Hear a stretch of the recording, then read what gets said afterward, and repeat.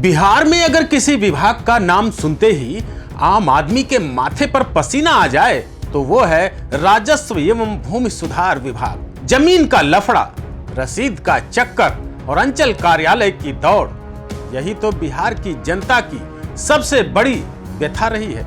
लेकिन आज की खबर सिर्फ लफड़ों की नहीं है साथियों, आज की खबर है सिस्टम की सफाई की।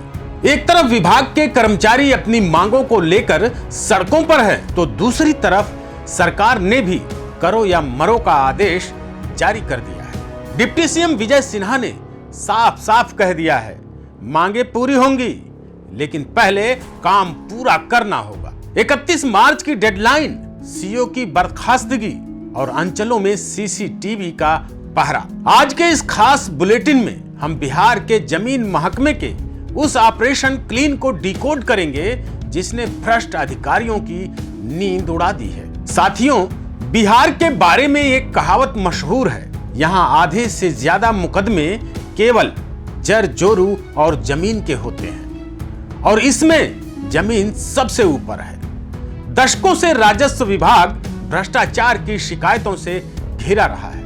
अंचल कार्यालयों यानी ब्लॉक ऑफिसेस को लेकर जनता में यह धारणा बन गई थी कि बिना सेवा शुल्क के यहां फाइल नहीं हिलती है। आज जब डिप्टी सीएम विजय सिन्हा और प्रधान सचिव सीके अनिल कड़ाई कर रहे हैं तो इसके पीछे यही काला इतिहास है। परिमार्जन की सुविधा इसीलिए लाई गई ताकि लोग घर बैठे अपने कागजात ठीक कर सकें। लेकिन अगर कर्मचारी ही हड़ताल पर चले जाएं तो वो डिजिटल क्रांति रुक जाती है। सरकार का यह सख्त रुख इसी जंग को खत्म करने के लिए है। साथियों, यह केवल एक प्रशासनिक आदेश नहीं है बल्कि बिहार के उस आम आदमी को न्याय दिलाने की कोशिश है जो सालों से अपनी ही जमीन की रसीद कटवाने के लिए दलालों के चक्कर काट रहा है। कहानी शुरू होती है राजस्व विभाग के कर्मचारियों की हड़ताल से। कामकाज ठप पड़ा है, फाइलें धूल फांक रही हैं और आम जनता परेशान है। उनकी प्रमुख मांग है ग्रेड पे में बढ़ोतरी। शनिवार को जब मीडिया ने डिप्टी सीएम विजय सिन्हा को घेरा तो उन्होंने कूटनीति और सख्ती का एक अनूठा मेल दिखाया। विजय सिन्हा ने कहा कि सरकार बातचीत के लिए तैयार है, यह लेकिन बहुत बड़ा है। सरकार ने साफ शर्त रख दी है कि 31 मार्च तक परिमार्जन, यानी 31 मार्च तक परिमार्जन से जुड़े जितने भी पेंडिंग मामले हैं उन्हें निपटाना होगा। विजय सिन्हा का संदेश एकदम साफ है, काम नहीं तो पैसा नहीं और काम नहीं तो बात नहीं। यह बिहार की नौकरशाही के लिए एक बड़ा सबक है कि अब दबाव की राजनीति नहीं बल्कि प्रदर्शन की राजनीति चलेगी। तो साथियों, आपके मन में सवाल उठ रहा होगा, आखिर ये परिमार्जन क्या बला है जिसके लिए सरकार इतनी सख्त है। दरअसल बिहार में डिजिटल जमीन रिकॉर्ड में हजारों गलतियां हैं। किसी का नाम गलत है तो किसी का खाता खसरा। इसे सुधारने की ऑनलाइन प्रक्रिया को परिमार्जन कहा जाता है। विजय सिन्हा जानते हैं कि 31 मार्च वित्तीय वर्ष का अंत है और अगर तब तक ये गड़बड़ियां ठीक नहीं हुई तो जनता का गुस्सा 7वें आसमान पर होगा। शायद इसीलिए डिप्टी सीएम ने साफ कर दिया है कि समय सीमा के अंदर काम पूरा करना कोई विकल्प नहीं है बल्कि आदेश है। कर्मचारियों के लिए यह एक अग्नि परीक्षा है। एक तरफ हड़ताल का अधिकार और दूसरी तरफ जनता के प्रति जिम्मेदारी। विजय सिन्हा ने इस मुद्दे को सीधे जनता के सेंटीमेंट से जोड़ दिया है। किसी भी सिक्के के दो पहलू होते हैं। अगर सरकार काम का दबाव बना रही है तो हमें कर्मचारियों की उन मांगों को भी समझना होगा जिनके लिए वे हड़ताल पर हैं। कर्मचारियों का भी कहना है कि काम का बोझ बढ़ गया है। डिजिटलीकरण, सर्वे, परिमार्जन और अब 31 मार्च की डेडलाइन। उनकी मांग ग्रेड पे को लेकर है जो सालों से लंबित है।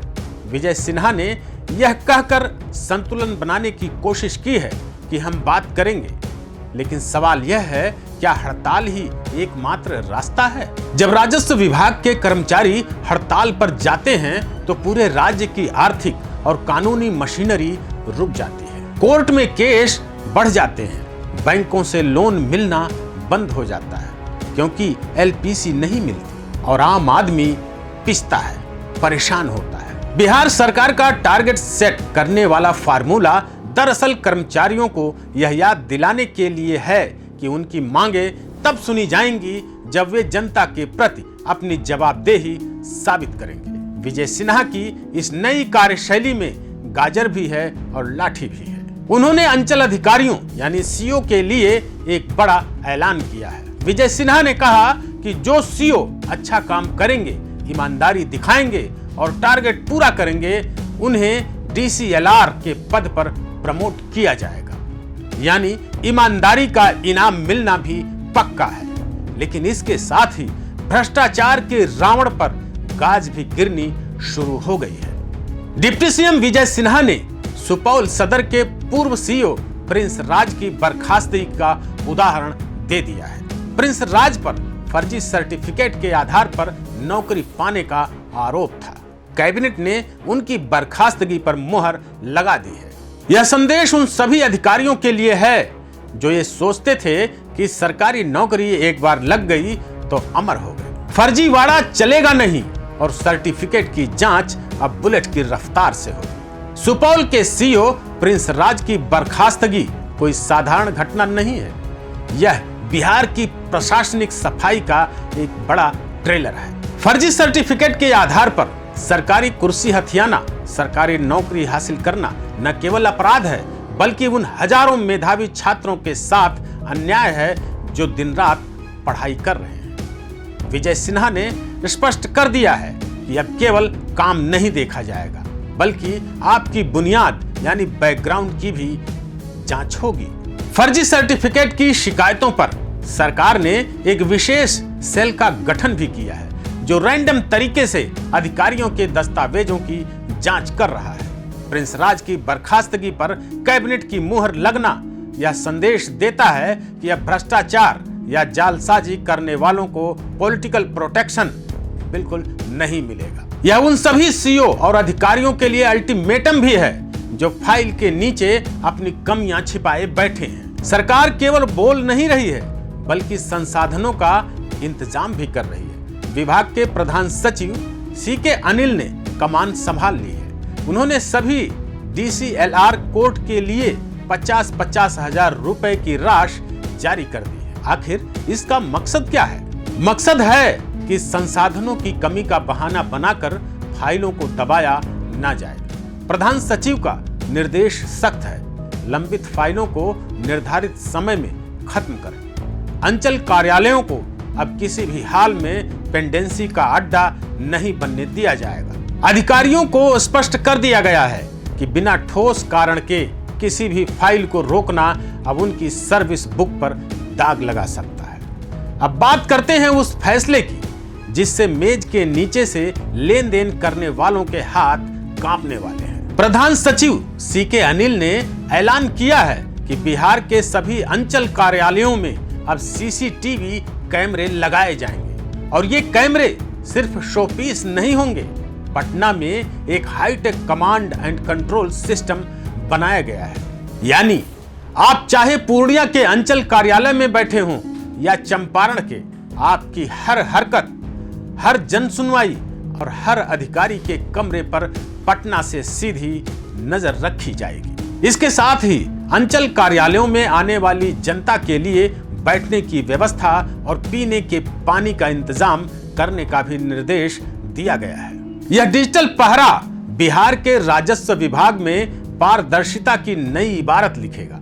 अंचल कार्यालयों में सीसीटीवी कैमरा लगना सुनने में छोटा लग सकता है, लेकिन यह एक मनोवैज्ञानिक प्रहार है। जब किसी को पता होता है कि पटना में बैठा बड़ा बाबू या प्रधान सचिव उसे लाइव देख रहा है, तो काम करने के तरीके में ईमानदारी खुद ब खुद आ ही जाती है। सीके अनिल ने जो कमांड एंड कंट्रोल सिस्टम बनाया है वह बिहार के राजस्व विभाग का सुपर ईगल है और अब कोई भी सीईओ यह बहाना नहीं बना पाएगा कि जनता नहीं आई थी या जन सुनवाई नहीं हुई। जन सुनवाई के दौरान बैठने और पानी की व्यवस्था का निर्देश यह बताता है कि सरकार अब अधिकारी केंद्रित नहीं बल्कि जनता केंद्रित व्यवस्था बनाना चाहती है। सीसीटीवी फुटेज की रैंडम चेकिंग होगी और अगर कमांड सेंटर में किसी दलाल की मौजूदगी दिखी तो गाज सीधे अंचलाधिकारी पर गिरेगी। बिहार का राजस्व विभाग